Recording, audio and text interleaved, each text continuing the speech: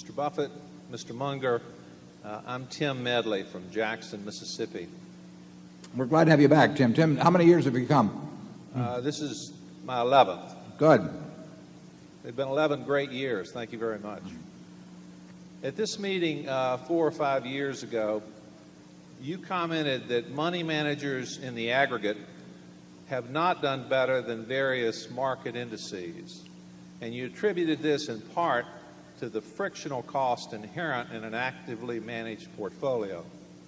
I wonder if today you would update your thoughts on this, and do you think that this underperformance compared to index funds will continue? And then a related question, if the two of you were giving advice to a classroom of equity mutual fund managers, are there 2 or 3 things in particular that you would want to suggest to them? Yeah, well, I would say this. Money managers in the last few years since I've made that statement have not disappointed me. In aggregate, they have underperformed index funds, and it's the nature of the game. They simply cannot overperform in aggregate. There are too many of them managing too big a portion of the pool. And for the same reason that the crowd could not come out here to Exarban in the past years and make money in aggregate because there was a bite being taken out of every dollar that was invested in the pari-mutuel machines, that people that invest their dollars elsewhere through money managers in aggregate cannot do as well as they could do by themselves, creating their own index fund, or it'd be easier to have just to buy into an index fund. It's, they say in this world you can't get something for nothing, but the truth is money managers in aggregate have gotten something for nothing. I mean, they've gotten a lot for nothing. And investors have paid, and the corollary is investors have paid something for nothing. And that doesn't mean that people are evil. It doesn't mean that they're charlatans or anything. It's the nature. If you've got a $6 or $7 trillion or whatever it may be equity market, and you have a very significant percentage of it managed by professionals, and they charge you significant fees to invest with them, and they have costs when they change around, they cannot do as well as unmanaged money in aggregate. And it's the only field in the world that I can think of. Charlie will think of some others, but where the amateur, as long as he recognizes he's an amateur, will do better than the professional does for the people whose money he's handling.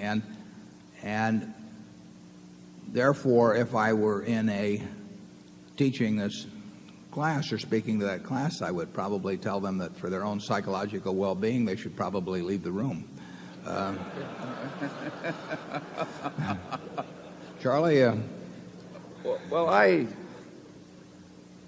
pretty well said what I had to say on this subject in that talk I gave at USC, and anybody that wants to read that can read it. I will say that one of the things I like about the annual meeting is I get to interface with a whole lot of people that have even lower annual investment management expenses than Berkshire Hathaway, the company, does. I mean, if you stop to think about it, we've got our cost almost to zero, and many of you have gotten it to zero. Yeah, Charlie and I would be glad to take any money management organization in the world that manages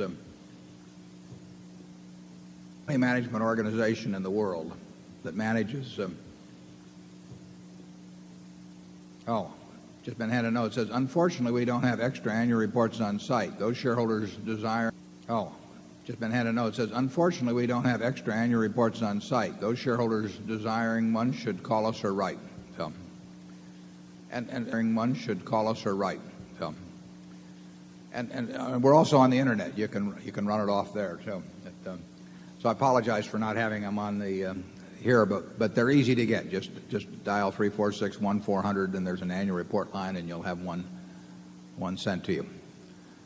We would be willing to take any money management organization in the world managing $10 billion or more and and in the case of brokerage houses who have their brokers in aggregate handling $10 billion or more, and we would be willing to bet that their aggregate investment experience over the next 5 years or 10 years for the group that they advise will be less, will be poorer than that achieved by a no-load, very low-cost index fund. And we'd put up a lot of money to make that wager with anybody that would care to step forward.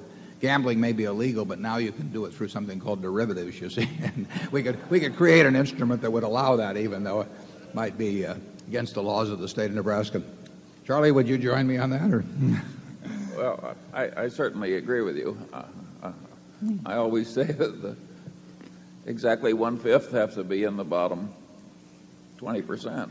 And there are certain fundamental forces at work here that, but it is a very peculiar profession where you have to be in a state of psychological denial to shave in the morning if you do the work.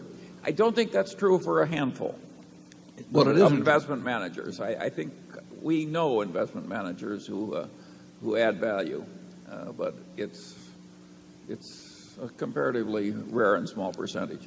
Yeah, we have identified in the past, even, I mean, on a prospective basis, not retrospective, managers who have added value, and there's a couple of them in this room. Well, and there's Lou Simpson of Geico. Yeah, well, he's one I had in mind. You can do it. You can't do it with unlimited amounts of money, and a good record tends to attract money. Even a mediocre record presented by a good salesperson tends to attract money. But there are people working with smaller amounts of money that where the probabilities are that they will do better than average. Excuse me.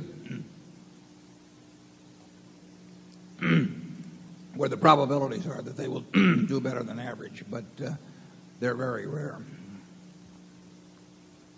Incidentally, I apologize on this voice. I had to leave Garage early last night, and there were a number of you I was hoping to see, but it was gone entirely last night, and then I managed. I'd like to tell you I did it by cherry Coke, but I managed to nurse it back to where it's working again in reasonable shape.